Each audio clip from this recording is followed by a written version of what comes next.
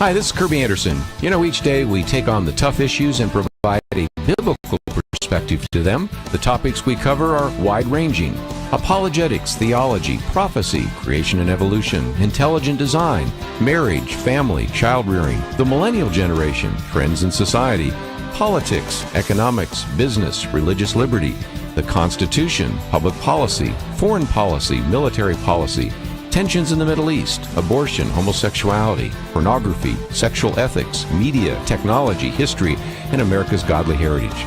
We talk about anything that affects your faith, your family, or your freedom. So don't go anywhere, because Point of View starts right now.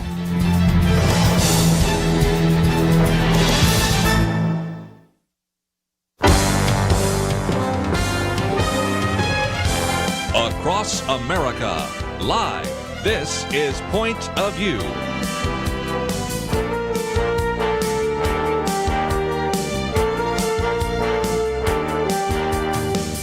And now, Kerby Anderson. Thank you for joining me. Today we're going to spend some time in this first hour talking about economics, and this is going to be very important because oftentimes we have the wrong view of economics in the culture, and so we want you to be able to think biblically about this. Of course, this is something we've been dealing with for some time here on Point of View. Here's my booklet, for example, on debt. Of course, we had one that came out on capitalism and socialism, one that's come out on socialism itself, even one coming out soon on the subject of money.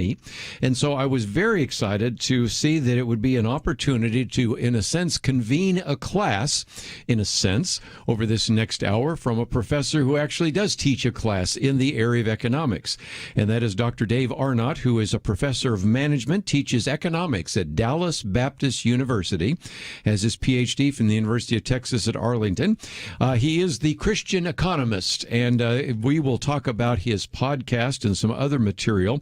But again, the book that we have available to you, which you may really want to get a copy of, which is entitled A Biblical Economic Policy, 10 Scriptural Truths for Fiscal and Monetary Decision-Making, is one that we are making available today. We have a link to his website, and I might just mention that he is a keynote speaker who's visited over 55 nations around the world, led business studies and a variety of other things, and has a podcast. So in addition to this book, there's just great resources. So Dr. Arnott, thank you for being with us today here on Point of View. Thank you, Kerby. It's a pleasure to be with you, and thanks for having me on your program today.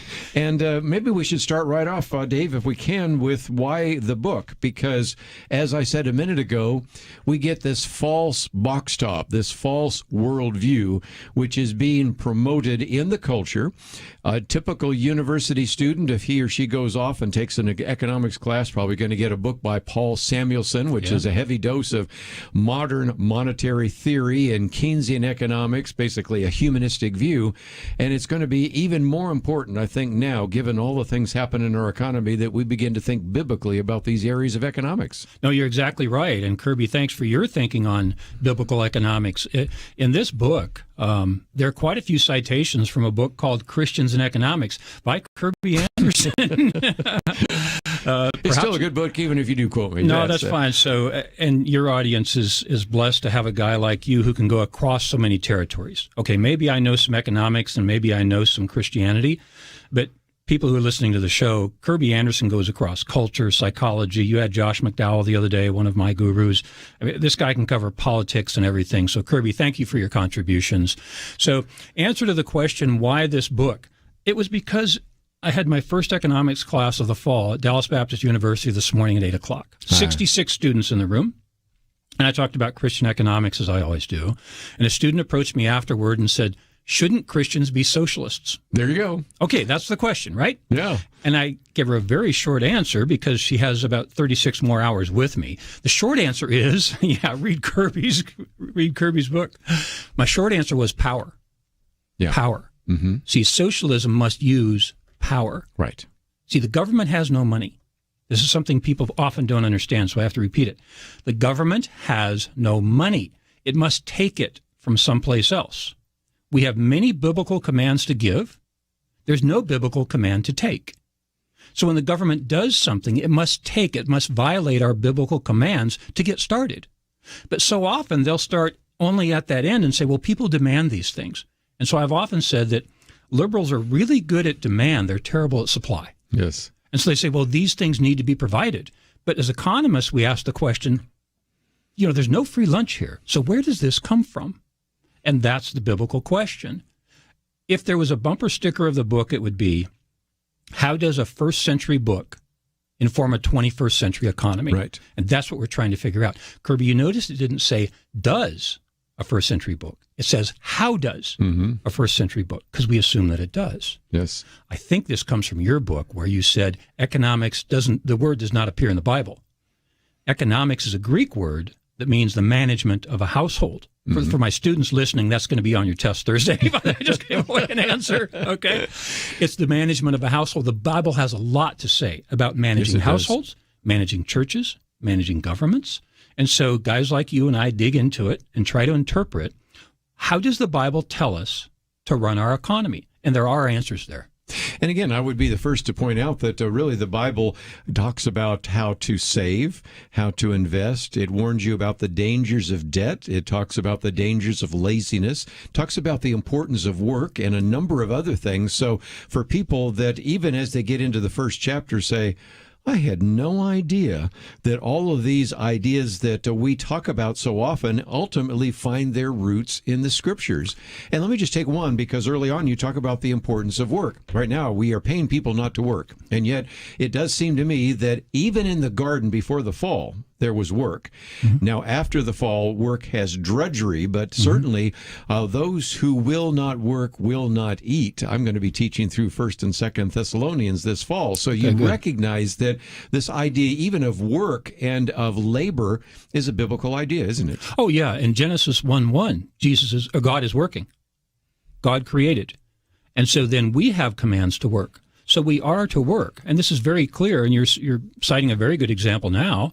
My wife and I were in Seattle the other day, and our plane was late leaving because they couldn't hire enough people to run the trucks to push the plane back. Why couldn't they in Washington State? I mean, do you think people on the plane knew that they couldn't hire people because they were paid more to not work than to work? Not only this is an economic truth, it's a biblical truth. We are supposed to work. John Wesley said, earn all you can, save all you can, give all you can. Well, you only earn all you can when you're working. We have a biblical command to work. And so there are some macroeconomic policies now against that. And we as Christians need to say, what does the Bible say about that?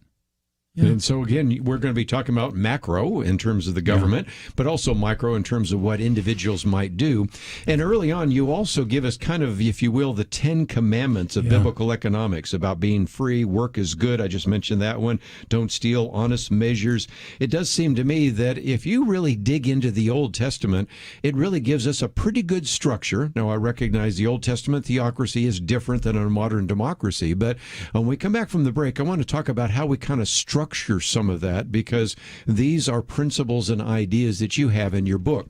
Since we're coming to a break, let me just mention real quickly, because we do have this book available to you. I got my copy in the mail because you were so nice to share it with me. My guess is a thank you for quoting me. Sure. I think I'm quoted at least a dozen times in here or something like that, which is very heartening to me. But also, you might say, this is a book not only that I want, but if you have a young person going off to college, they may not be taking a class from Dave in Dallas Baptist University, and they need this. And so this is sort of like a textbook, but it is very readable. 300 pages, 14 chapters, great material, lots of footnotes. So if they at some point say, no, wait a minute, where did that come from? As well as a lot of scripture. This is called the Biblical Economic Policy, 10 Scriptural Truths for Fiscal and Monetary Decision Making. And if you click on the button for our website, first of all, we have a link to Dave Arnott's website, and it is davearnott.com, and you don't even have to know how to spell his name because it's all right there. And so you can get the book there. Also, great speaking topics, and we also want to point you to his podcast because that is another place where you can learn as well. Book's available in paperback, and it's on the website, and we will continue our conversation with him and then with you right after this.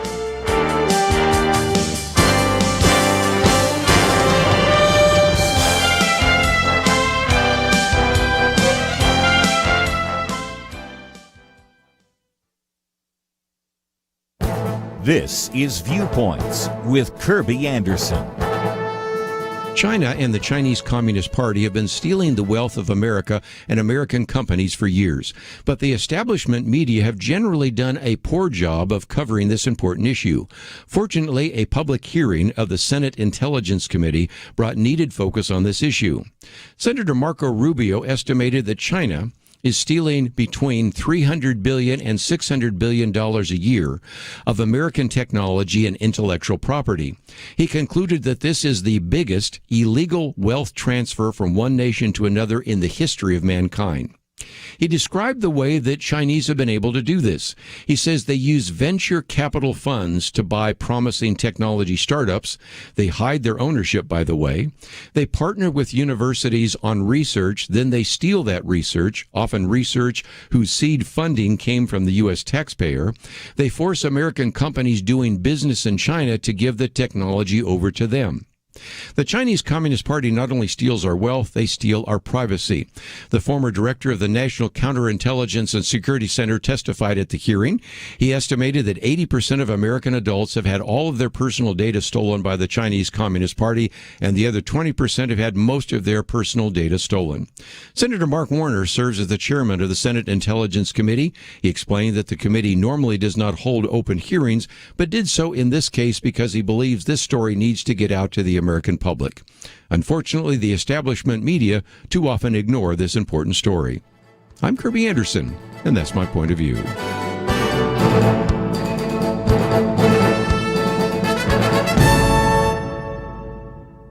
Go deeper on topics like you hear on Viewpoints by visiting pointofview.net. Pointofview.net.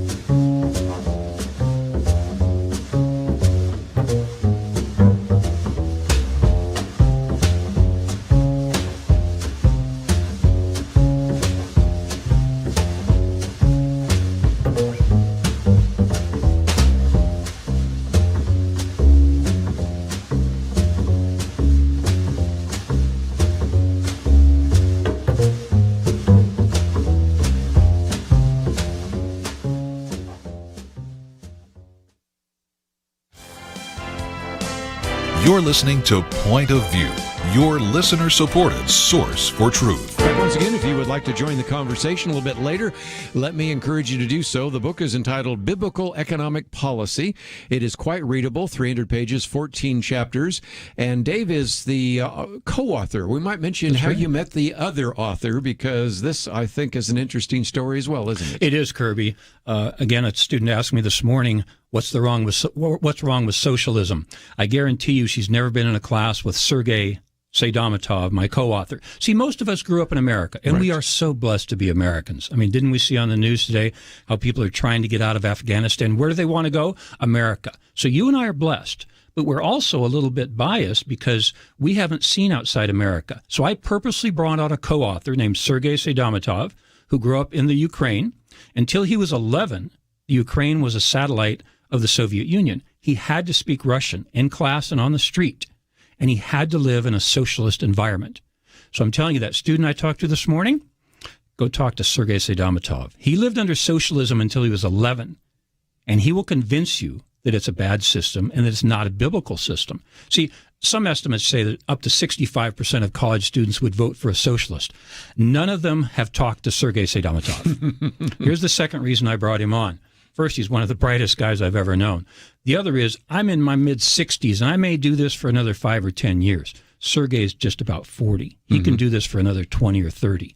Kerby, don't we all have the responsibility to bring on somebody who will further our message as time goes on? That's Sergei Seidamatov. He grew up in a socialist environment. He can tell you what's wrong with it, and he's young. He can do it for 20 or 30 years. Sergei Sedamatov. And we might even get him on next time with you, because I suspect that people will be so excited about this book, they might want to have you come back. And let me just mention that if you go to the website, of course, Dave does a lot of speaking, so you might want to have him come and speak. And you're still trying to figure out how God is going to use this book. And I think he's going to use it in a number of different ways. But I think a very informed high school student could read this and benefit before he or she goes off to college. Any of these college students that are maybe your children or grandchildren come back with a head full of mush because they've been hearing some of the wrong ideas about the economy, certainly need to read the book. And so there are opportunities, but I do think I'd want to put this in the hands of some members of Congress. You know, there used to be a time when we had people in Congress that had an economics background, Dick Armey, for example, and a variety of others that actually did understand economics. Unfortunately, we don't have too many economists. Well, we do have AOC, but I don't think she learned very much in economics. Right, yeah. But nevertheless, I think getting these ideas back to some of the people in positions of power are very great. Yeah. But I did mention before the break, we were talking about what you call the 10 Commandments of Biblical Economics. Can you kind of run through some of those? Yeah, it starts with a guy named Wayne Grudem. We've had him on. Wayne Grudem, man, is he a smart guy. Yes. So he has this 300-page book on systematic theology. So in a Sunday school class I used to attend, we were going to work our way through it. I misordered the book and got the 300-page one instead of the 100-page one, but I was so blessed. And about 4 of us split up those topics and taught our way through Systematic Theology by Wayne Grudem. So good. Highly recommended. So good. Now, I asked Sergei the question, is there a systematic theology of biblical economics? He said, I don't think so. We wrote a paper, presented it at a meeting called the Christian Business Faculty Association. I fully expected that one of our fellow Christian economists would ask us, haven't you read the brilliant work of? Nobody said anything, Kerby. And I turned to Sergei and I said, nobody's ever done this. I mean, pastors will pull out a phrase, whose image is on the coin, but is there a systematic looking at it? And that's what Sergei and I did. And we looked at it and we found 10 what we call biblical commandments of economics.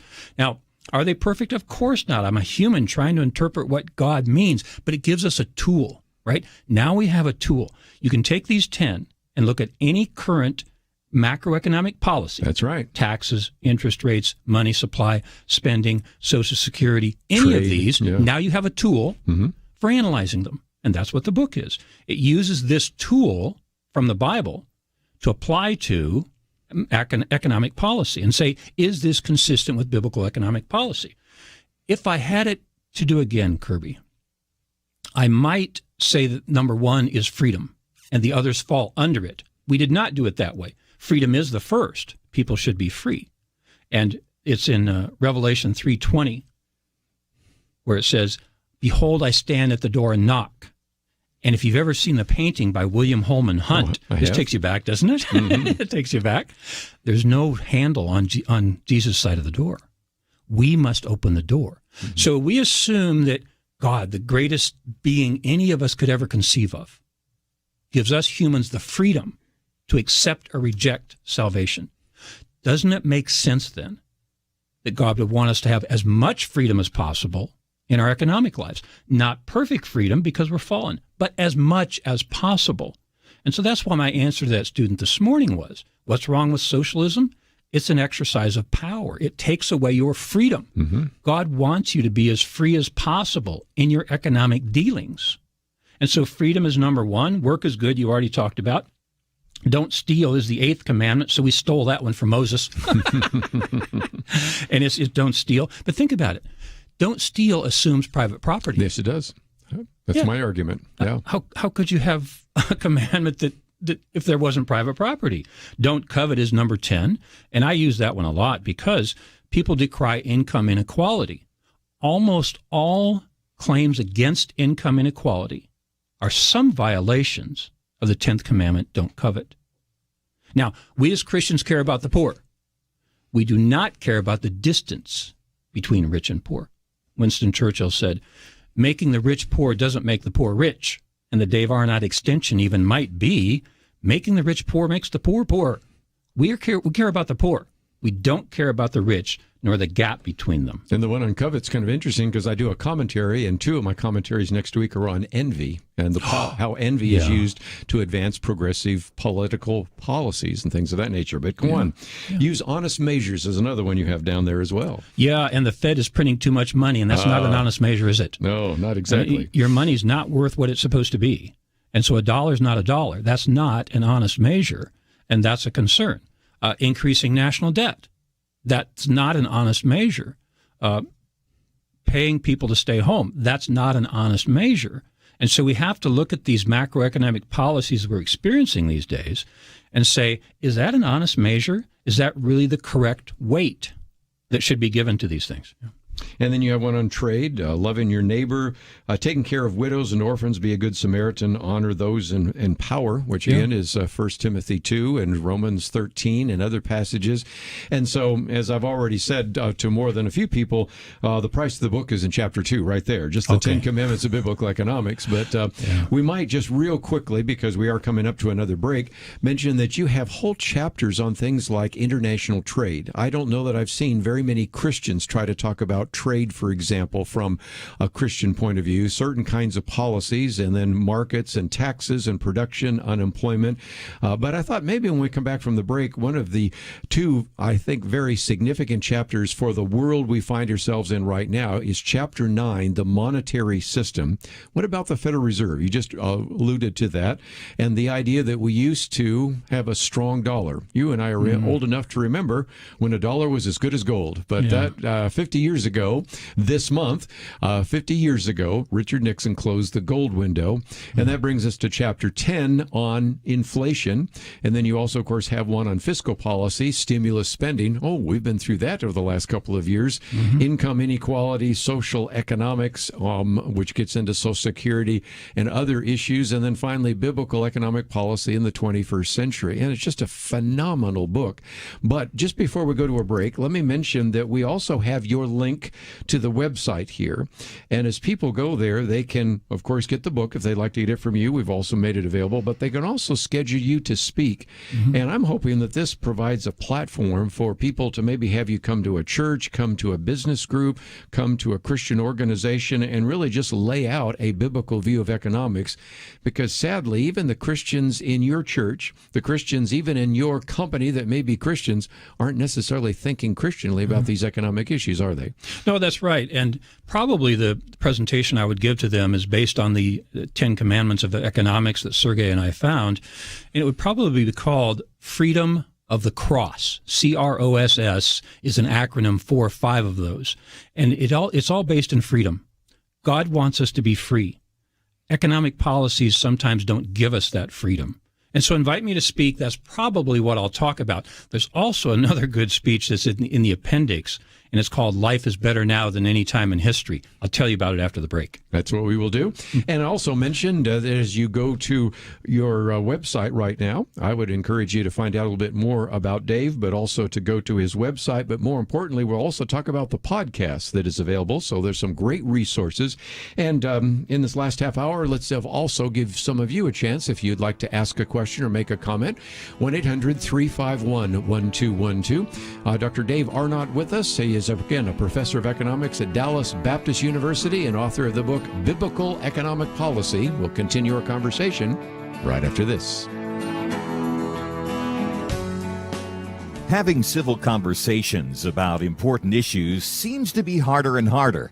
Various media outlets tell people what they should believe, why they should be outraged, and getting people to actually think, well, it can be difficult.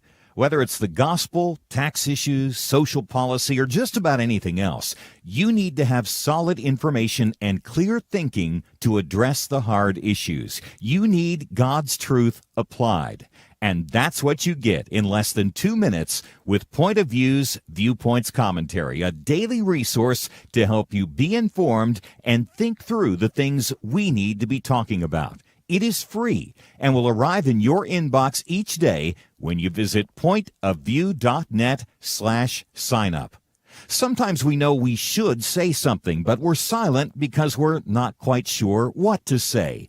Viewpoints Commentary can help you break the silence and change the narrative. It can make you a more equipped agent for truth. Get your free subscription to the Viewpoints commentary at pointofview.net/signup. pointofview.net/signup. Point of View will continue after this.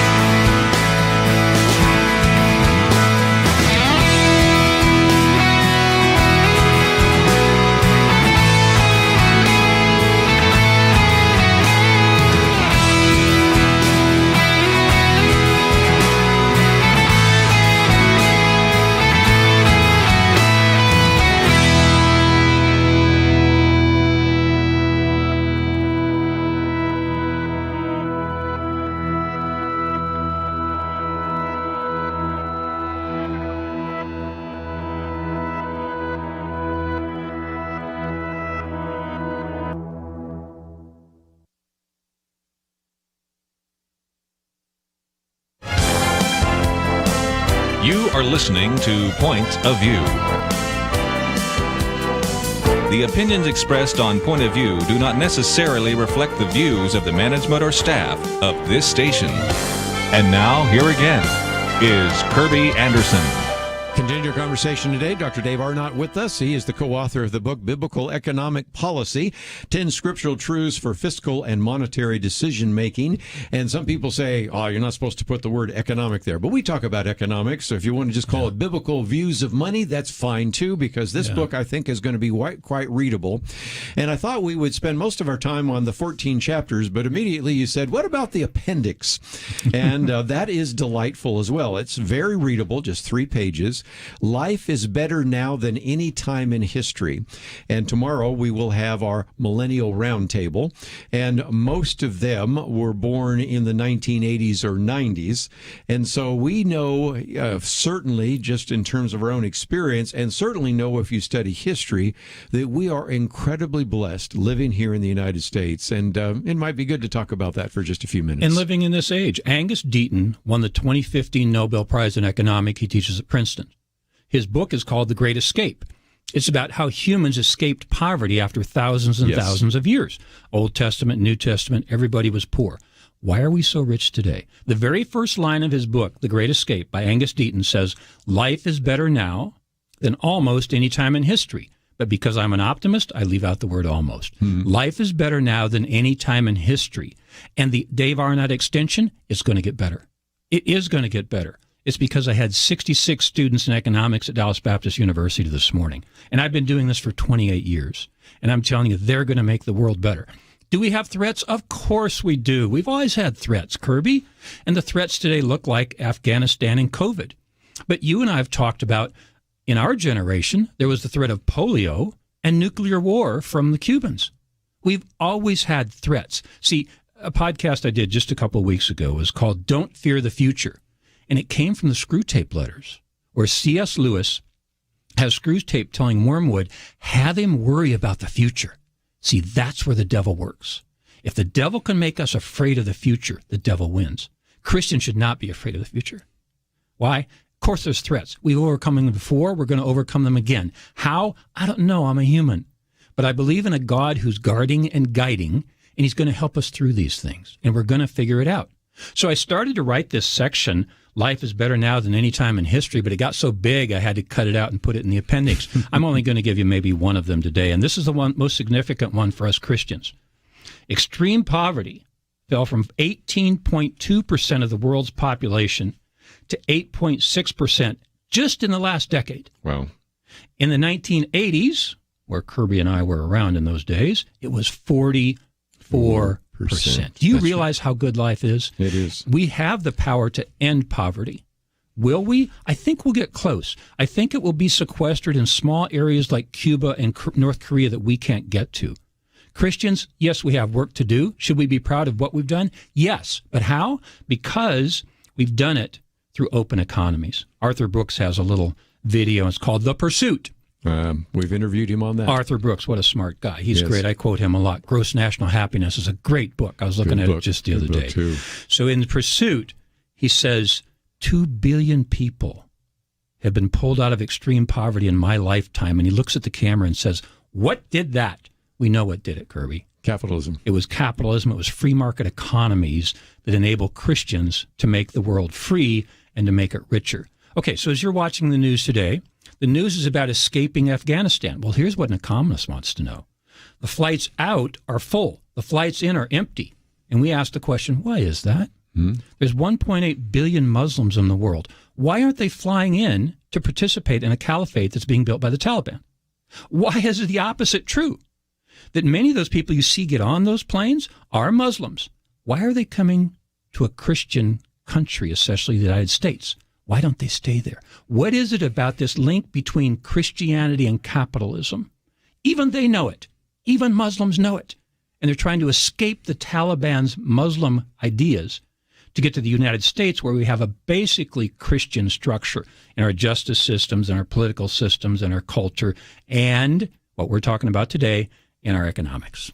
And again, as you were talking about taking people out of extreme poverty, you won't hear us quote the musician Bono too often, but even recently when he was at Davos, he said, I got to admit that the reason we have moved so many people out of extreme poverty is due to the free market. And I think we would actually even more so be able to have done more if it weren't for the pandemic and the lockdown. So good point. Yeah, but God is still there, isn't he? And God is still guarding and guiding. And he's guarding guys like Kerby Anderson and Dave Arnott. And we're trying to figure out, God, what did you tell us in your scripture that we can apply to the economic world? And that's what we're doing.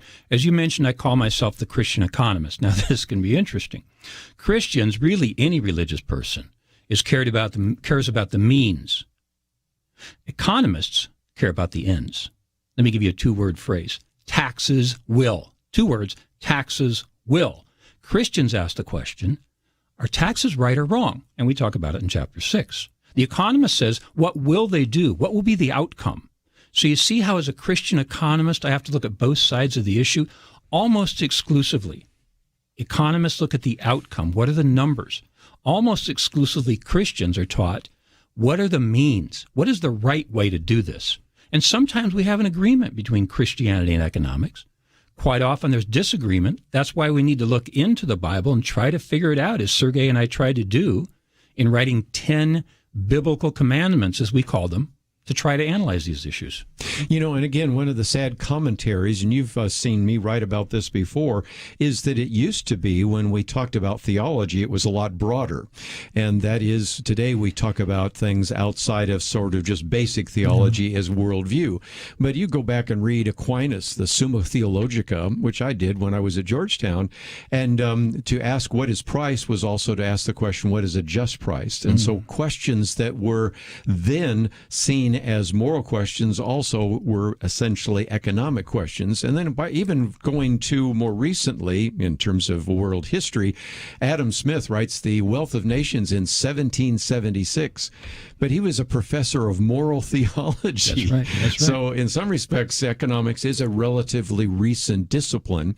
But you mentioned a podcast just a minute ago, and I want to talk about a podcast that I know is coming up about circuses, because what you are actually talking about is what we have in chapters 9 and 10 in terms of the Federal Reserve and in terms of inflation and in terms of economic policy. And so give us a preview, because some people might want to get your podcast, but I'm going to be looking forward to hearing that one myself. Thank you. I'm going to be in the studio tomorrow, and we're going to record Bread and Circuses. That comes from the Roman days. Juventus, if I'm pronouncing his name right, said that. If you give the people bread and circuses, they will not revolt. Mm-hmm. Do you know what President Biden just said 2 days ago? He said, all this money that's being spent in Afghanistan, where do you think he's going with it, Kerby? In economics, we call this guns and butter. Yes. He's making the exchange of guns for butter. Why? Because he wants to butter the bread. Too many metaphors here, Kerby. He wants to butter the bread of Americans so they will vote for him. This is so obvious. And that's what the podcast, why it's called Bread and Circuses, because that is what they're doing. They're trying to buy votes. And they're so clear about it. I guess that's what's astounding to me. And biblically, that's just not the way it's supposed to happen. And that's not how our political system is supposed to work if we look back at the Bible. And so, again, part of the issue is that you've had the money printers going. Now, again, they don't actually physically print them. They just move ones and zeros now. But the reality is that more dollars are out in the world than ever before. Probably an increase of almost 30% or more. Some people even say 35%. That brings us to one of the chapters on inflation. And when you devalue the dollar and when you have inflation, it also relates to one of your other chapters, income inequality. Can you explain that? Because a lot of people don't realize that there are reasons why we have inequality. And the argument always comes from those who look at it from a critical race theory point of view that it's due to racism. And there may be part of that or discrimination. But a lot of it has to do with money printing, doesn't it? Yeah, I'll quote a guy named Kerby Anderson in a book, Christians and Economics, who said there's 3 ways that money gets supplied. It is via taxes, which I'll skip for today. And number 2 is national debt, which makes us all poorer, the next generation poorer. As a matter of fact, that's taxation without representation. It sure is. You realize people under the age of 18 have never voted, yet their debt is being increased. Yeah. And the third one from Kerby Anderson, and there is the monetizing the debt. The Fed just prints the money. Okay, inflation harms the poor more than the rich, and we as Christians care about the poor. Yes. Okay, the rich can put off purchases, and they can avoid inflation by buying real estate and gold and stocks. The stock market hit an all-time high yesterday. This is not too surprising. It's because of inflation. Yes. So the rich can put off their purchases. The poor have to buy milk and diapers on the daily market. Don't avoid buying diapers. Yes. So again, that's one other very incredible insight in this book, even if he does keep quoting from me all the time as we go through this. Let's take a break, though, and if you'd like to join us, 1-800-351-1212, talking about the book, Biblical Economic Policy. If you find yourself saying, I'd like to learn a little bit more about economics, and certainly I'd like to get it from a person that has been teaching for a number of years and knows how to teach, you might want to get the book. And again, we'll talk a little bit more about his podcast coming out right after these important messages.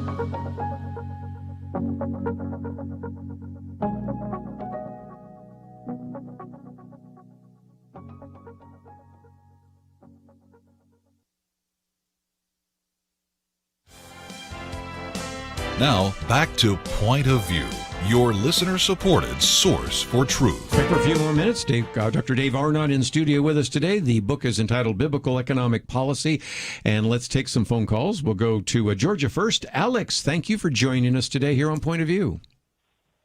Hey, Kerby. Thank you for taking my call. I wrote down exactly what I wanted to say, so I didn't forget it. We must not forget that capitalism can breed selfish independence, not interdependence. It is not perfect. Neither capitalism nor communism are inherently biblical, but a biblical system is one that fosters respect for God and His commandments and rewards performance according to them. If any system puts money or power as the end goal, that is counter-biblical. I think that's good. You know, we've talked about crony capitalism. We've talked about whether or not whether capitalism makes people greedy, but I found greedy people in the socialist system too. We'll talk about that in just a minute. But this is what you're trying to do. Try to take a biblical grid and recognize that no one economic system, especially based upon the fact that human sinfulness is going to be perfect, but which one more aligns with biblical ideas. That's right, and Alex is right. And these 10 commandments of economics that Sergey and I came up with were come up with by humans. Now, 2 of them we did borrow from Moses, and that's don't steal and don't covet. But the other 8 are human interpretations. And Alex is right. There is no perfect system. Again, the word economics doesn't appear in the Bible. But we as Christians need to look at it and say, how do we apply this? So they're not exactly direct lines. There are crooked lines, meaning we have to listen to, as Kerby said just a moment ago, the Fed is increasing the supply of money. Well, the Federal Reserve Bank is not in the Bible, but money is, and honest measures is. And so actually, Alex, as you read our book, you'll find these 10 commandments used to analyze each issue. And some of them agree with that issue, and some disagree with it. And so we leave you, the reader, with these concepts, and you make your decision. I mean, that's freedom, isn't it, Alex? I mean, isn't it amazing that God, the greatest being that we could ever consider, gave us the freedom to accept or reject his offer of salvation? And he gives us the freedom to figure out, how do we form an economic system that's biblical? Well, let's take some more phone calls. We'll go to Texas this time. Nancy, what would you like to add to our conversation? Yes, I'd like to say that I had an opportunity back in 1970. I was going to school here at the university in El Paso, and I went to Czechoslovakia, and I was one of 5 other students who stayed with different families in the Prague area. And it was such a shock because that was communism, and it was 2 years after the Warsaw Pact invasion. So people had to be very careful. I mean, we really ran out of toilet paper, of all things. But there was a very controlled place where you could buy food. You may not have what you want. Getting a car, you put your name on a list, and at that point, you would get a car, and if it wasn't your favorite color, too bad. You got a car that ran. And the fellow in my family that was about 5 years older, he would take pieces of his 3-wheeled car to work and work on it because work was controlled. You couldn't do any more or any less than whoever was making the plan for the day at the factory where he was. So I know I came back to the United States via Brussels, where I was for about 2 days, and I had a cultural shock there, and even worse when I came back to the United States. But it affected what I chose to teach, which became not German, but political science.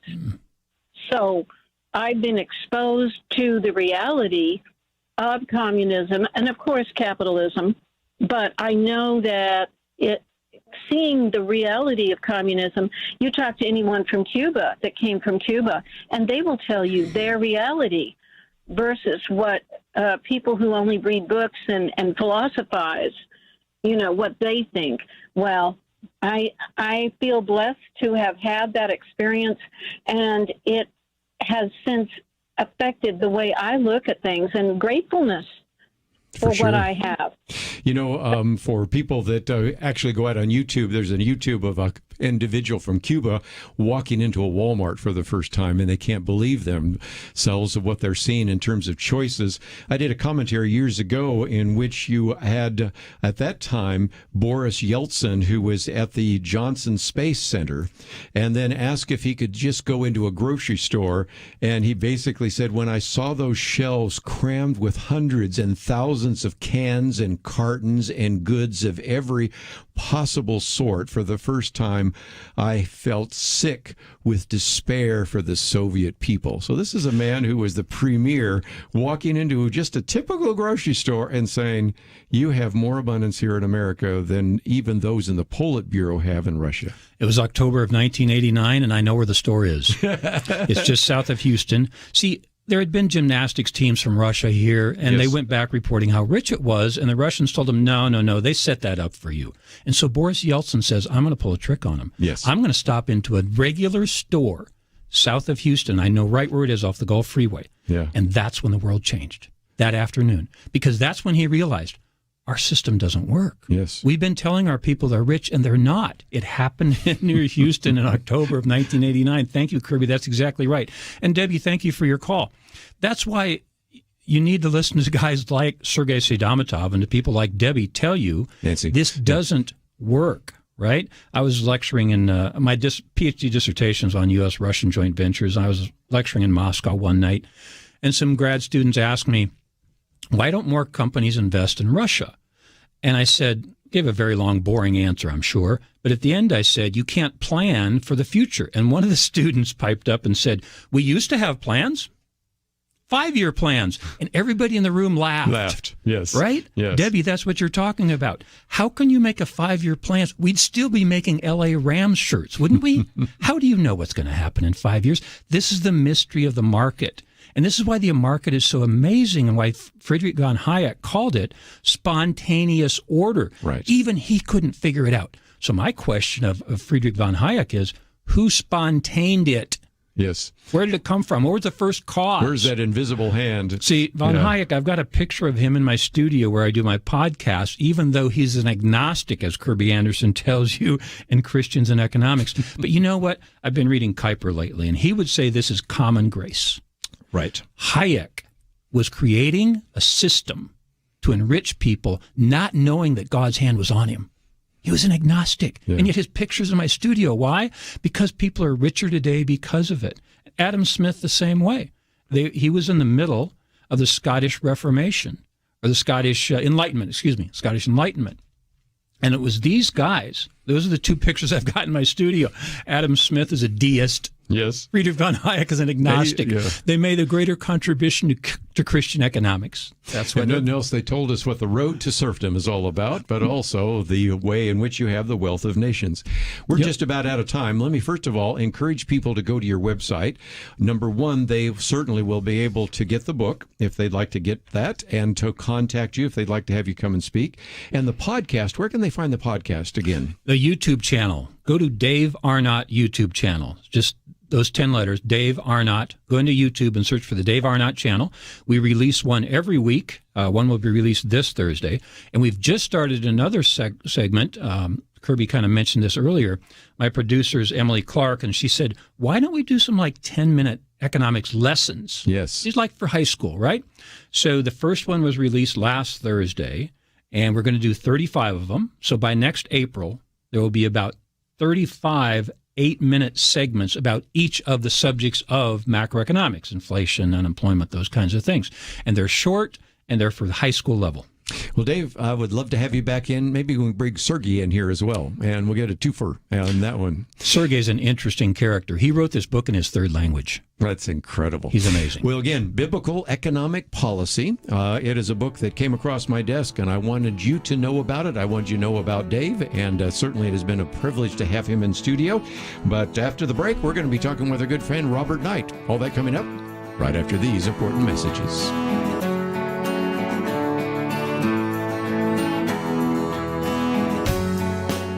We live in a digital generation. Point of View is reaching this often overly plugged-in generation with truth. You can keep up with us 24 hours a day using your phone, your tablet, your laptop, or your desktop. Search for the Point of View Radio Talk Show on Facebook, where you can keep up with today's issues, learn about current and upcoming guests by liking us on Facebook. Also, follow us on Twitter. Our handle is @Point of View RTS. That stands for Point of View Radio Talk Show. Learn, interact, make a difference with Point of View using new media. And here's one way you can make a big difference. Help us increase our reach by spreading the word among your friends. Share a Facebook post. Tag us in a tweet. With enough joining us to plant seeds, we'll see a tremendous harvest. Come on, it only takes a minute. Search for Point of View Radio Talk Show on Facebook, @Point of View RTS on Twitter, and subscribe to the Point of View Radio Talk Show channel on YouTube. Learn, interact, share. The Point of View Radio Talk Show. Point of View will continue after this.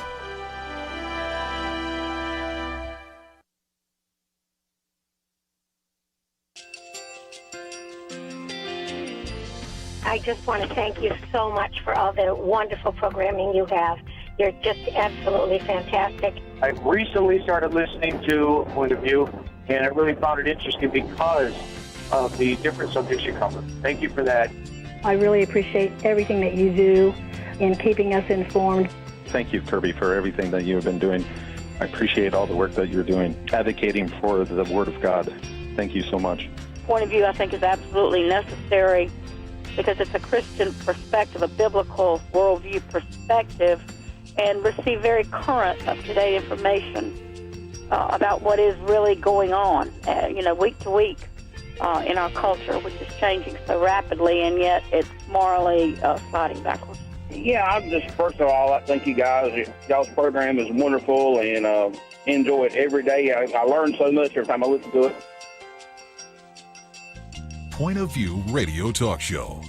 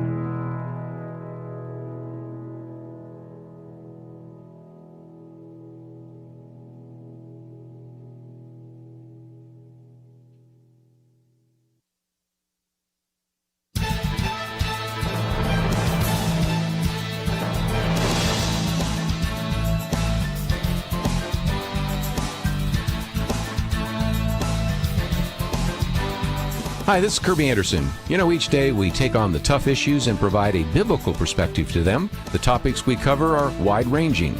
Apologetics, theology, prophecy, creation and evolution, intelligent design, marriage, family, child-rearing, the millennial generation, trends in society, politics, economics, business, religious liberty, the Constitution, public policy, foreign policy, military policy, tensions in the Middle East, abortion, homosexuality, pornography, sexual ethics, media, technology, history, and America's godly heritage. We talk about anything that affects your faith, your family, or your freedom. So don't go anywhere, because Point of View continues right now.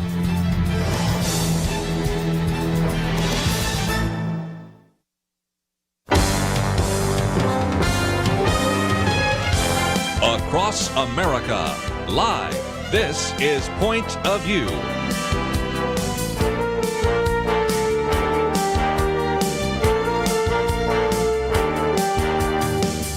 And now, Kerby Anderson. Last hour, we spent some time talking with Dr. Dave Arnott, who was in studio with us, about economic insanity. And we could go on for a long time, but we're going to move now to political insanity and media bias.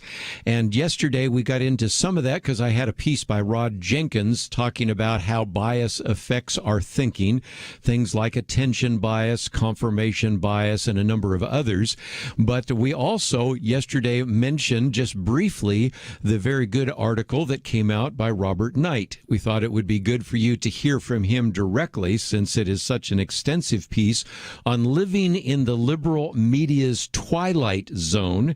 And so again, Robert Knight, a good friend of this ministry, former Los Angeles Times news editor, individual that has worked with the Hoover Institution and a variety of different think tanks and groups, a regular columnist for the Washington Times, has both his bachelor's and master's degree in political science from American University, and joins us now by phone. So, Robert Knight, always great to have you on the program. Always honored to be on Point of View, Kerby. You know, yesterday we're talking about you without you on the air, so might as well get you on the air to talk about some of this as well. But it was interesting because Rob Jenkins is a piece I was quoting from in terms of bias. But it was interesting in his article, he says some is bias and some is just propaganda. And the example he used, you'll appreciate this, is gender theory. I mean, it's one thing to be biased. It's another thing to tell people that a man who is a physically mature human male can be a woman and all the rest. That, he says, is not bias, it's propaganda. And of course, for years, you've been telling this as well. So when you get into your piece, some of it's bias, some of it's propaganda. But the first piece has to do with the border. Now, we broadcast from Dallas, and because of that, we're not that far from the southern border of the state of Texas and the southern border of the United States. And that's the first example in which it does seem like we're living in the twilight zone. Please explain. Well, I guess the best evidence of that comes out of the Media Research Center, a good group I used to work for that's based in Northern Virginia. They do extensive studies of network coverage. That would be ABC, NBC, CBS, and they also look at CNN and other networks. And they said the TV coverage of the border, even though there's a crisis that boggles the mind, has plummeted 96% since March. Wow. In other words, they're not covering it. They're not sending camera crews to see what's really going on. They're not calling up people and interviewing them. They couldn't care less what the Border Patrol is going through right now, and its impact on Texas and the rest of the country. It's a stunning propaganda by omission. And one of the things we're going to talk about later in this hour is the idea of a vaccine mandate and why the measles, mumps, rubella, the MMR mandates aren't really a good parallel to the COVID-19 vaccines. And we're also going to talk about what has been a lot of lying about Afghanistan. But before we get to Afghanistan, let's talk about the fact that we hear so much about COVID-19. And yet, if I read your column correctly and look at some of the facts, as much as 20% of these individuals crossing the border illegally have COVID-19. And what do? Are we putting them in a quarantine? No, we're putting them on buses, we're putting them on airplanes and flying them all over the United States, and then having the government complain that the amount of COVID-19 infection has increased. Yeah, it almost looks like it's calculated to spin us into hysteria over the COVID-19 variant.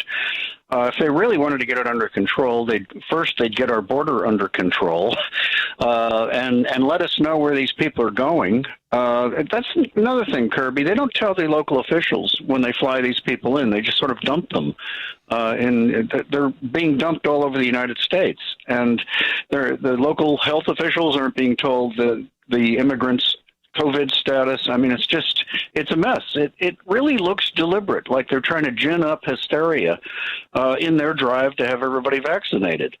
I'm not a conspiracy guy, you know that, Kerby, but when you put some of these facts together, they lead you to a reasonable conclusion that either we're looking at incredible ineptness or something worse than that, a calculated effort to push a particular narrative on the country and keep pushing us toward mandatory measures. That's just incredible. Well, again, let's get, if we can, to some of the things that you cover on Afghanistan. And for those of you listening, we've gone an hour and almost 15 minutes before we've even really talked about Afghanistan. So there are other things to talk about than that. But you do take us to two very important dates. First of all, that press conference by President Joe Biden on July 8th, which has been repudiated by just the facts on the ground. And then, of course, what happened by August 15th. In which the Taliban warriors, as you say, occupied the presidential palace. So even though we had been assured that this was not going to happen and the idea of the Taliban overrunning the country was certainly not going to happen, of course, that's exactly what happened. And again, we can attribute it to poor information, intelligence, maybe senility, dementia, or just incompetence. But the reality is everything that we were told with certainty July 8th did not actually take place by the middle of August, did it?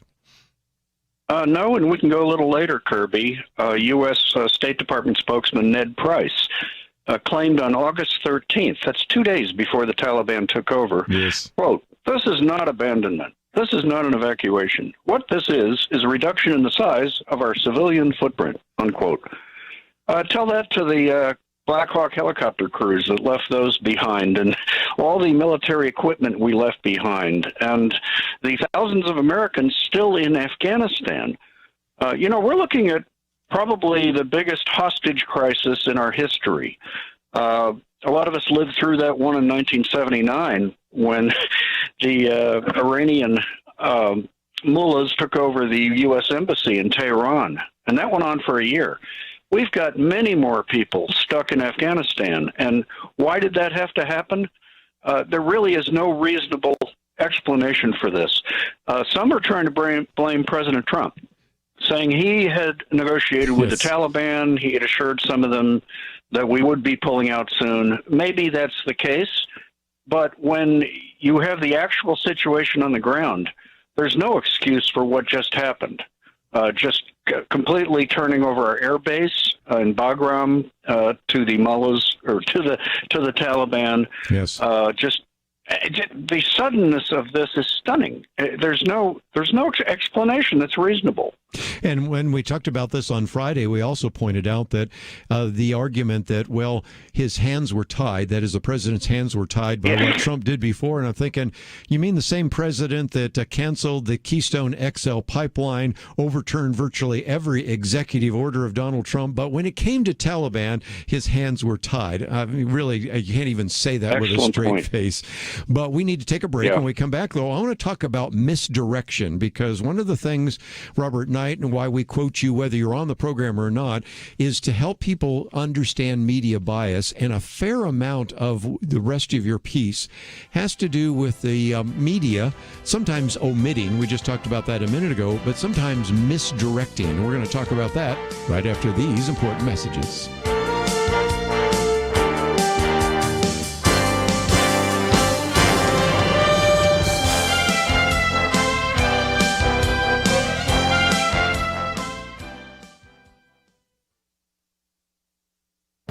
This is Viewpoints with Kerby Anderson. China and the Chinese Communist Party have been stealing the wealth of America and American companies for years, but the establishment media have generally done a poor job of covering this important issue. Fortunately, a public hearing of the Senate Intelligence Committee brought needed focus on this issue. Senator Marco Rubio estimated that China is stealing between $300 billion and $600 billion a year of American technology and intellectual property. He concluded that this is the biggest illegal wealth transfer from one nation to another in the history of mankind. He described the way that Chinese have been able to do this. He says they use venture capital funds to buy promising technology startups. They hide their ownership, by the way. They partner with universities on research, then they steal that research, often research whose seed funding came from the U.S. taxpayer. They force American companies doing business in China to give the technology over to them. The Chinese Communist Party not only steals our wealth, they steal our privacy. The former director of the National Counterintelligence and Security Center testified at the hearing. He estimated that 80% of American adults have had all of their personal data stolen by the Chinese Communist Party, and the other 20% have had most of their personal data stolen.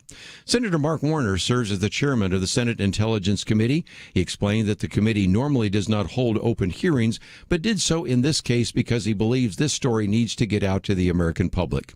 Unfortunately, the establishment media too often ignore this important story. I'm Kerby Anderson, and that's my point of view.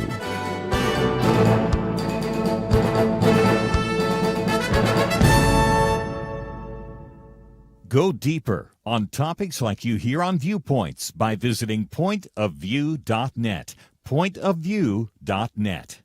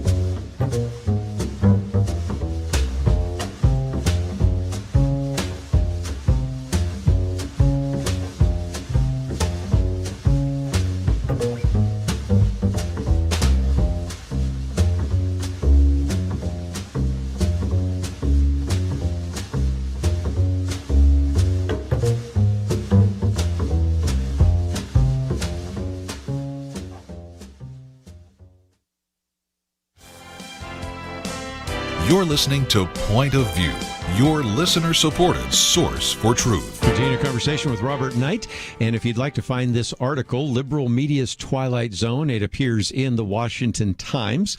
We also have a link on our website at pointofview.net. Also, if you'd like to communicate with him, see some of the material that he has, buy some of his books, maybe even schedule him to speak, go to roberthknight.com. Need the H in there, but don't worry, we have that link on the website for Knight Right, and it will give you all sorts of great information about Robert Knight. But Robert Knight's, if we can, talk about misdirection. You know, they used to say that one of the greatest illusionists was Harry Houdini. Very successful because of misdirection. But having worked at the Los Angeles Times, having done an analysis of the media when you were at the Media Research Center and at Hoover Institute and a variety of others, you recognize this idea of misdirection. And if you were picking an enemy right now, people would say, well, in the past, maybe China, or now more recently, the Taliban.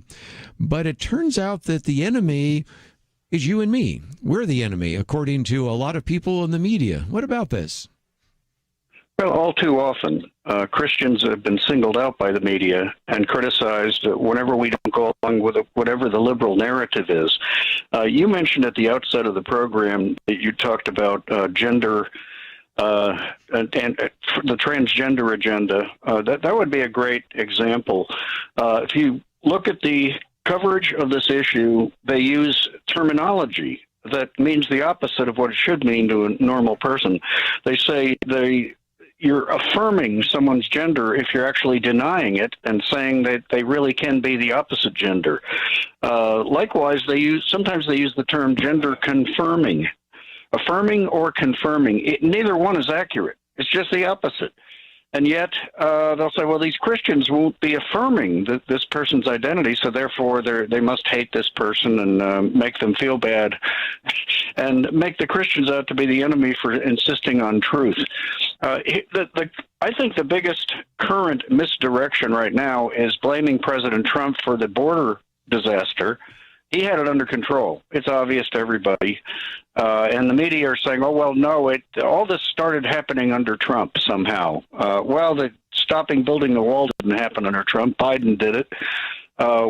Putting out a welcome mat for the world to come in without being vetted didn't happen under Trump. It happened under Biden, on and on and on. And then the other side of that is Afghanistan. They're blaming Trump for Afghanistan. They say, well, he started negotiating with the Taliban, and he did say we were going to pull out. Well, heck, from Obama on, we said we were going to pull out at some point. But not to do so this abruptly that put so many thousands of people at risk. To try to blame that on Trump instead of the guy who actually did it is, I don't think it's going to work, Kerby. I think the American people aren't that easy to fool, even though the media is marching in lockstep with that idea. And so, again, that brings us back to the fact that lots of times when it comes to finding a group to blame, it is the Christians, And matter of fact, I mentioned just the other day in passing, but you go into some detail, the number of times that Trump supporters or evangelical Christians or the Christian right, and sometimes it's different between particular groups, make a comparison or not so much even almost a one-to-one comparison between the Taliban and evangelical Christians. This is just incredible. Yeah, and they've been doing it for years, but they've been doing a lot more lately. And I give several examples. Joy Reid of MSNBC made a direct comparison to the Taliban, saying our own, quote, our own far religious right, meaning you and me, anybody who actually believes in the Bible and goes to church, is, quote, dreaming of a theocracy that would impose a particular brand of Christianity, unquote, on America.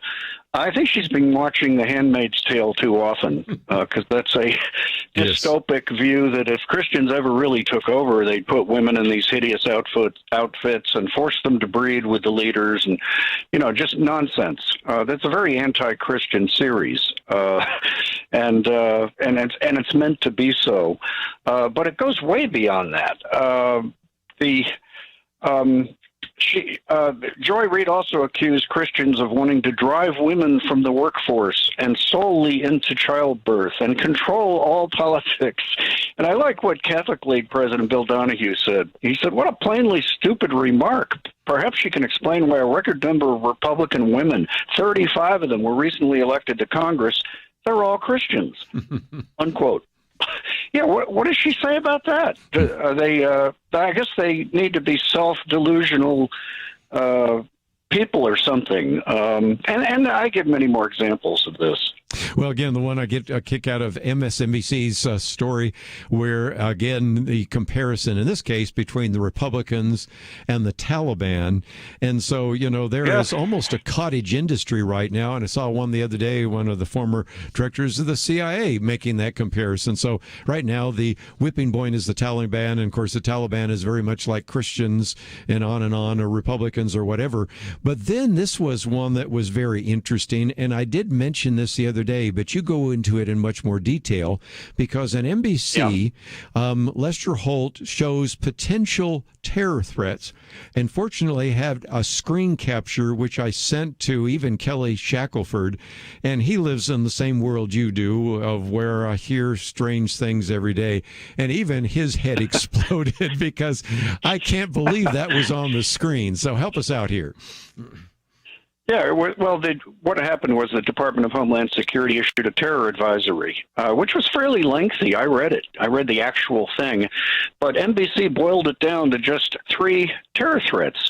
And these were the terror threats. And they put them on a big graphic, as you said. Opposition to COVID measures. That makes you a potential terrorist. Claims of election fraud and belief that Trump can be reinstated. That pegs you as a possible terrorist. Finally, 9/11 anniversary. Okay, that's the only one that makes sense because you could see Islamic extremists trying to do something on 9/11. like they did in Benghazi under Obama, and religious holidays. So think about it. If you question the government's COVID-19 narrative, which keeps changing, you believe the 2020 election had pretty obvious fraud all over the place. And I mentioned Trump losing despite winning all bellwether states and 18 out of 19 bellwether counties. And if we mention that, then, that's the kind of thing that gets you kicked off Facebook. Or if you're excited about Christmas or Hanukkah, you might just fit their terrorist profile. But this isn't new. Under Obama, the Department of Homeland Security issued a terror warning and pegged pro-life activists and combat veterans as prime terrorist risks.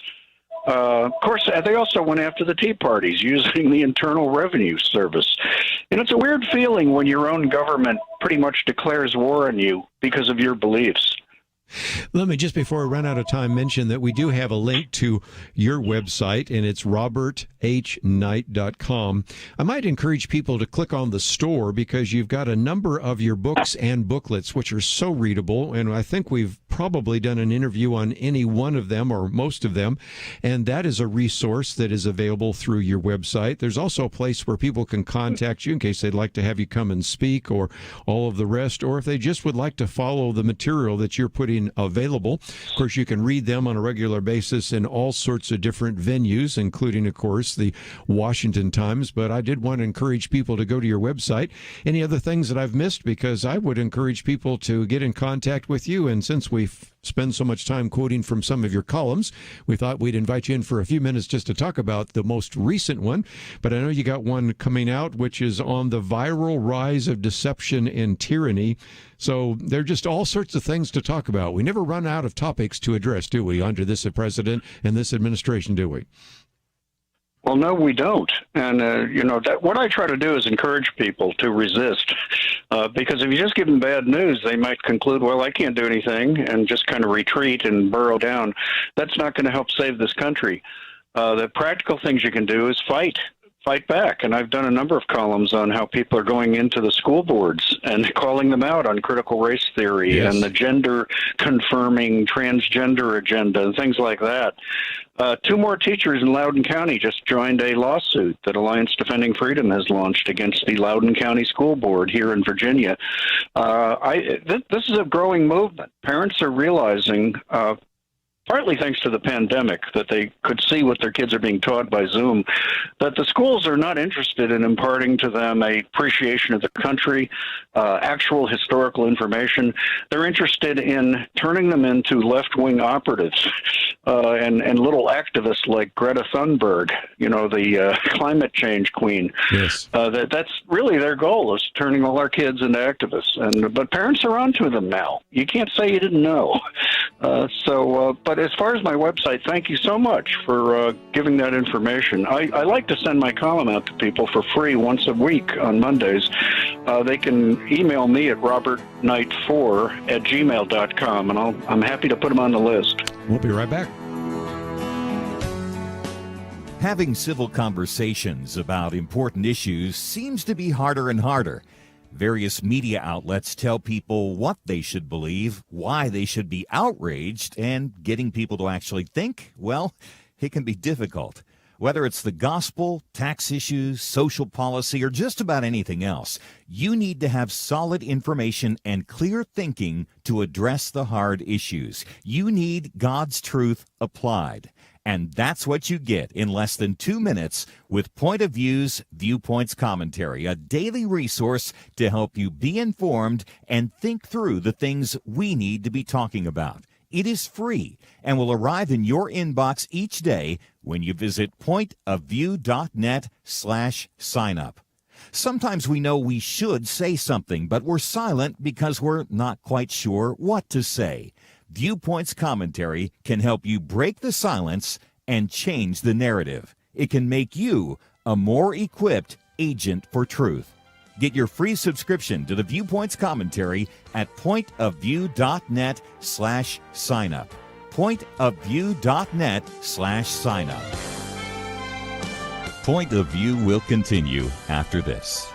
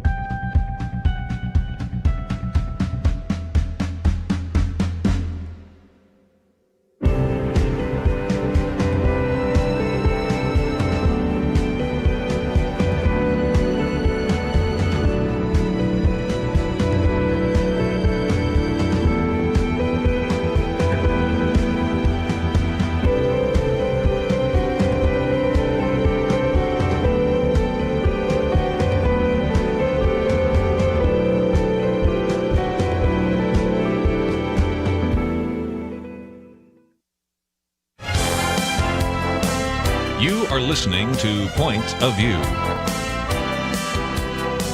The opinions expressed on Point of View do not necessarily reflect the views of the management or staff of this station. And now, here again is Kerby Anderson. Final half hour, if you'd like to join the conversation, an open line, 1-800-351-1212. This last half hour, I might just mention a few of the articles I've posted here, and I thought we would talk about vaccines for just a minute.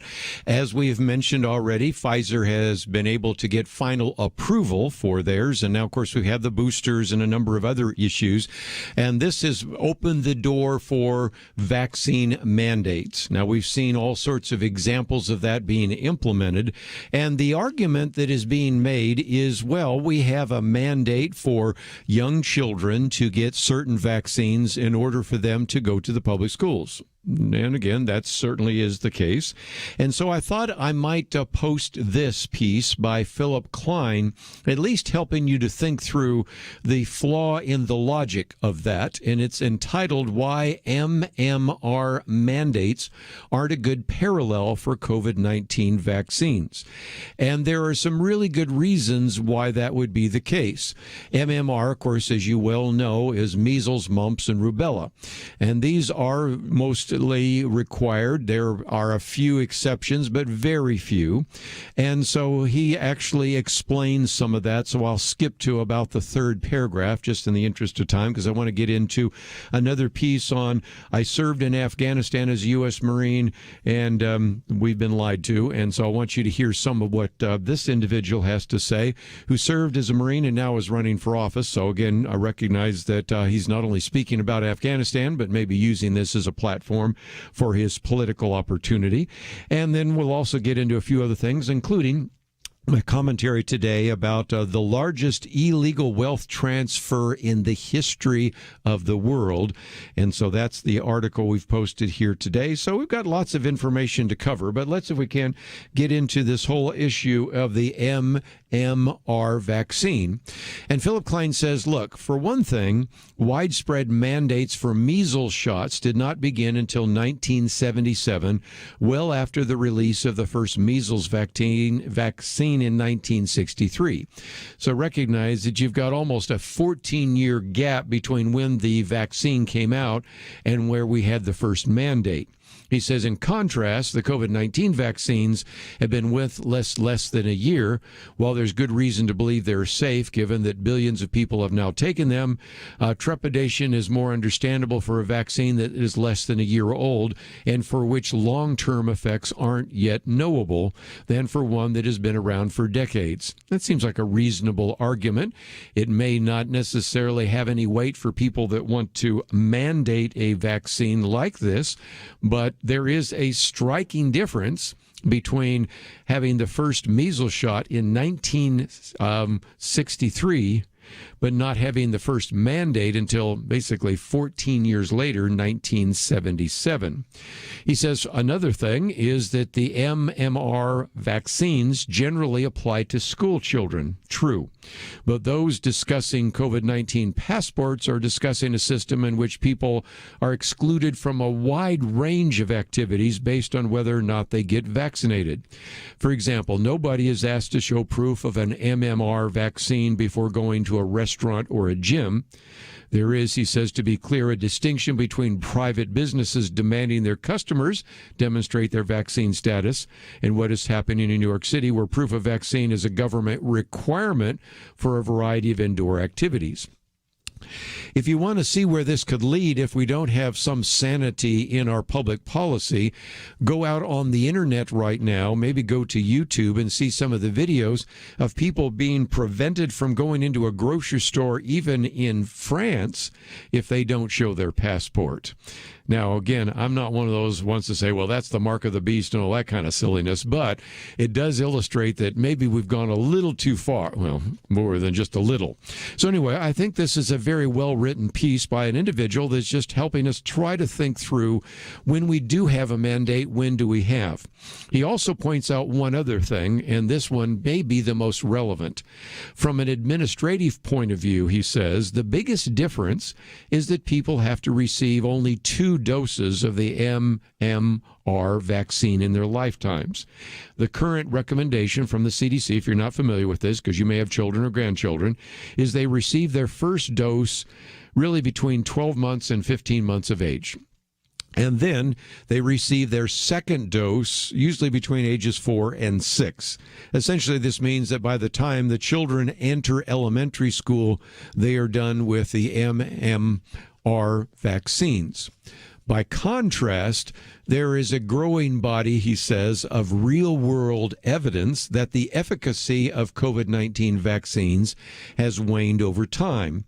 He says Israel, for example, which was an early leader in vaccination, has been forced to counter a huge surge in cases by starting to deliver booster shots, an initiative that has now been opened up to all those 40 and over. He says if it turns out that people need to get boosters every 6 months, either for variants or just because vaccines lose power over time, it would be a lot more difficult to administer a mass vaccine mandate or passport program. So he's just trying to point out there's some real significant administrative issues. For those of you that say, well, I don't know anybody that has gotten a booster. I do. And I know others that are going to get it fairly soon. So it is, again, just one more thing to think about. And when you have these edicts being written up, sometimes by a city council, or sometimes even just delivered by a mayor, a public health official, or whatever, this is a piece that I wanted you to have just so you can kind of start to think through some of the logical implications of what we're actually addressing. And then he goes on to say that, look, it's hard to see how we'll ever get the country into a position at which 85% of people are effectively vaccinated. We're 9 months into the vaccination campaign in the United States. 60% of eligible over 12 population is fully vaccinated. If this has to be repeated twice a year, there's always going to be a sizable chunk of the population that doesn't have the up-to-date vaccine. There's reason why we don't mandate flu vaccines every year, even though it would save lives if we had broader uptake. So the MMR vaccines are not much of a relevant model, he says, to COVID-19. Best piece I've seen so far goes on for 3 pages. I've summarized it. But if you find yourself saying, I understand that somebody in my city, somebody in my county, maybe somebody in your state that's saying, well, we require vaccines right now for measles and mumps and rubella, so we certainly should use that as a precedent to also require COVID-19 vaccines. I think Phil Klein has done a very good social service by reminding us that there are some real differences between those two, and it makes some sense to recognize some of the differences that actually exist. When we come back from the break, I want to talk about Afghanistan a little bit longer. Don't want to wear you out with Afghanistan, but this piece that comes out from Lucas Kunch, I think is how you say his name, is an individual that has been there as a Marine and also as somebody that wants us to know what behind the scenes were some real concerns for him at the time. But before we take a break, let me just mention that my Viewpoints commentary today is one that I just mentioned a minute ago, and it has to do with the fact that there was a very significant hearing before the United States Senate just the other day. It was the Senate Intelligence Committee, which rarely actually has public hearings on vital security issues. Because after all, they are security issues, and you don't want to necessarily have an open meeting. But whether it was Senator Marco Rubio, the Republican, who's the minority, or Senator Mark Warner, the Democrat, who is the chairman, they decided to actually have an open hearing so that you would hear some of their testimony. And the testimony was stark because, as Marco Rubio says, and this is where I got the title of this particular commentary, he says that China has been stealing between $300 billion and $600 billion a year in American technology and intellectual property, and concluded that this is the biggest illegal wealth transfer from one nation to another in the history of mankind.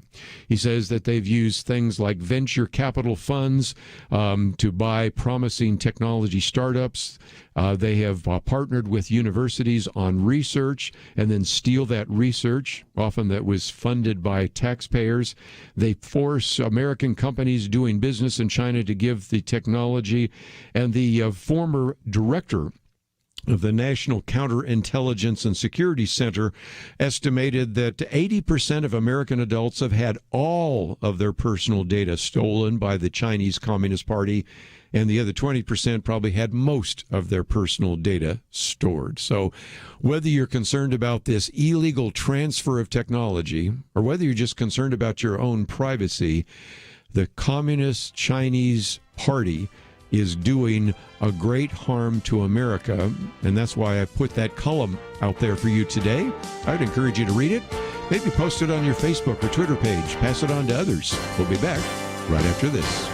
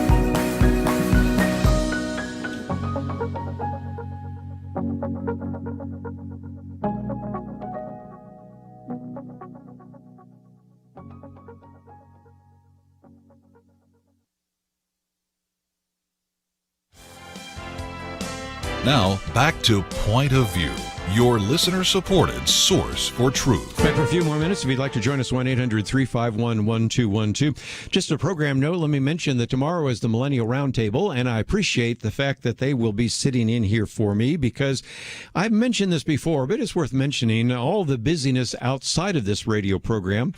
Pro Ministries a while back posted a survey, and that has really gone viral, and as a result, today Glenn Beck has a piece about this. I'm going to be on the Todd Starnes' show tomorrow talking about the survey, and I've been doing a number of interviews. Got stiffed on one interview yesterday, which is kind of interesting, but nevertheless, most of these have been really great interviews with a number of individuals, some of stations that carry this program, others from stations that do not carry this program. So anyway, I will be so thrilled that I'll be able to do some of the radio and TV interviews when they will actually be doing another roundtable.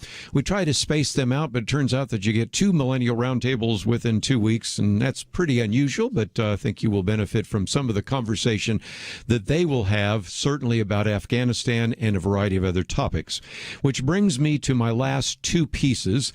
I may not get to the one on how the Republican Party and various Republican politicians are viewing banks, corporations, and tech. It's a fascinating piece that came out by Con Carroll, because I think if you were heading up a bank right now, or you are heading up a corporation, and you have been almost going out of your way to criticize the Republicans, because after all, they're not in power, and you've been cozying up to all the Democrats, because after all, Democrats control the levers of power right now in both the House and the Senate and in the Oval Office. Something's coming, and it is probably pretty likely that a year and a half from now, the Speaker of the House will be Kevin McCarthy. It certainly will not be Nancy Pelosi, who's going to step down probably anyway. But this, I think, is really striking to see some of the research done by the Pew Corporation, because it wasn't so long ago. I can remember a time when people used to say, you know, I don't like the Republican Party because they're just the party of big banks, big corporations, and all sorts of things. Does anybody seriously think that's the case today? Big tech, I mean, it's much more favorable of the Democratic Party, and maybe even more further to the left than, say, even Joe Biden or Kamala Harris. When you talk about some of the banks and corporations, they've become sort of woke corporations. So it will be kind of interesting when all of a sudden some of the levers of power are no longer controlled by Democrats. They'll be controlled by individuals that have been pretty much been criticized by these corporations and these banks. So it will be interesting to see. So I did want to post that, but the point I wanted to end with is this one by Lucas Kuntz. He, by the way, wrote this for the Kansas City Star. He served as a Marine and is also a Democratic candidate for the U.S. Senate. We'll see where this goes. But nevertheless, he said, what we're seeing in Afghanistan right now shouldn't shock you. It only seems that way because our institutions, he says, are steeped in systematic dishonesty. It doesn't require a dissertation to explain what you're seeing. He says it just requires 2 sentences. Sentence number 1. For 20 years, he says, politicians, elites, and D.C. military leaders lied to us about Afghanistan. Number 2, what happened last week was inevitable, and anyone saying differently is still lying to you. He says, okay, Marine captain, and spoke to everyone I could every day, people, elites, allies, yes, even the Taliban. The truth is that the Afghan National Security Forces was a jobs program, he says, for Afghans, propped up by U.S. taxpayer dollars, a military jobs program populated by non-military people or paper forces. They really didn't even exist, he says, and a bevy of elites grabbing what they could when they could. Now, he goes on to say all sorts of issues about this, but here's just a couple of examples. You can read this. It goes on for about 2 pages, and we have posted it, so you can read it and get a sense of why he says what he says. He says, for example, I led a team of Marines training Iraqi security forces to defend their country. When I received a stoplight chart on the supposed capabilities in dozens of missions and responsibilities. And a stoplight would be red, yellow, green, okay? A green meant they were good, yellow was needing improvement, red said they couldn't do it at all. I was delighted to see how far they were along on the paper until I actually began working with them. He said, then I attempted to adjust the charts to reflect reality and was quickly shut down. The ratings could not go down. In other words, if they had a green, you couldn't turn it to yellow, or even if it was yellow, you could not make it a red. And that was the deal, and it was the kind of lie that kept the war going. So when people ask me if we made the right call of getting out of Afghanistan in 2021, I answer truthfully, absolutely not. The right call was getting out in 2002, 2003. Every year we didn't get out was another year the Taliban used to refine their skills and tactics against us, the best fighting force in the world, he says. Over 2 decades, $2 trillion, and nearly 2,500 American lives lost. 2021 was way too late to make the right call. You think when it all came tumbling down, we'd accept the truth. He says, think again. He talks about the fact that what he calls war-hungry hawks are suggesting our soldiers aren't in harm's way. When I was there, 2 incredible Marines in my unit were killed. Elitist hacks were even blaming the American people for what happened last week. The same American people they spent years lying to about Afghanistan. He says, are you kidding me? He says, we deserve better. Instead of politicians spending $6.4 trillion to nation build in the Middle East, we should start nation building right here at home. I can't believe that would be a controversial proposal, but already in Washington, I see some of the same architects of this Middle Eastern disaster balking at the idea of investing a fraction of that amount to build up our own country. The lies about Afghanistan matter not just because of the money spent or the lives lost, but because they are representative of a systematic dishonesty that is destroying our country from the inside out. So again, he is obviously running for the United States Senate as a Democratic candidate, so take it as you will. But I thought it was a very poignant piece from an individual who was there that saw what was taking place. And lest you think this isn't going to show up, I've got a commentary coming out on Monday in which I argue that this is going to maybe affect the way this whole debate is going to take place about the $1.2 trillion infrastructure bill. I can see some of the Republicans saying, spending $1.2 trillion doesn't necessarily make the world a better place. We spent $2 trillion in Afghanistan, and what do we have to show for it? On the other hand, I'll be surprised if Democrats don't say, well, we should have been spending that billions of dollars on roads and bridges instead of a war that was lost to the Taliban. So I think the Afghanistan debacle is going to be front and center in first the debate about the $1.2 trillion infrastructure bill, not to mention the $3.5 trillion budget bill. And so it's once again a reminder of what we have seen unfold in Afghanistan. Anyway, in my column, I point out the fact that one of the painful lessons that this administration is learning is you may have political plans, but sometimes they crash into political reality. Or if you want to talk about what military leaders say, no plan survives first contact with the enemy. But my favorite quote comes from that philosopher fighter Mike Tyson. Everyone has a plan until they get punched in the mouth. Well, we're going to spend a lot more time tomorrow in the Millennial Roundtable and then Thursday and Friday talking about this, so we'll leave that where that it is. But a lot of great articles we've posted today, including the book that we talked about on economics, and it's all available at our website, pointofview.net. I want to thank Andrew and Steve for the help behind the scenes. We look forward to seeing you tomorrow right here on Point of View. We live in a digital generation. Point of View is reaching this often overly plugged-in generation with truth. You can keep up with us 24 hours a day using your phone, your tablet, your laptop, or your desktop. Search for the Point of View radio talk show on Facebook, where you can keep up with today's issues, learn about current and upcoming guests by liking us on Facebook. Also, follow us on Twitter. Our handle is @PointOfViewRTS. That stands for Point of View Radio Talk Show. Learn, interact, make a difference with Point of View using new media. And here's one way you can make a big difference. Help us increase our reach by spreading the word among your friends. Share a Facebook post. Tag us in a tweet. With enough joining us to plant seeds, we'll see a tremendous harvest. Come on, it only takes a minute. Search for Point of View Radio Talk Show on Facebook, at Point of View RTS on Twitter, and subscribe to the Point of View Radio Talk Show channel on YouTube. Learn, interact, share. The Point of View Radio Talk Show.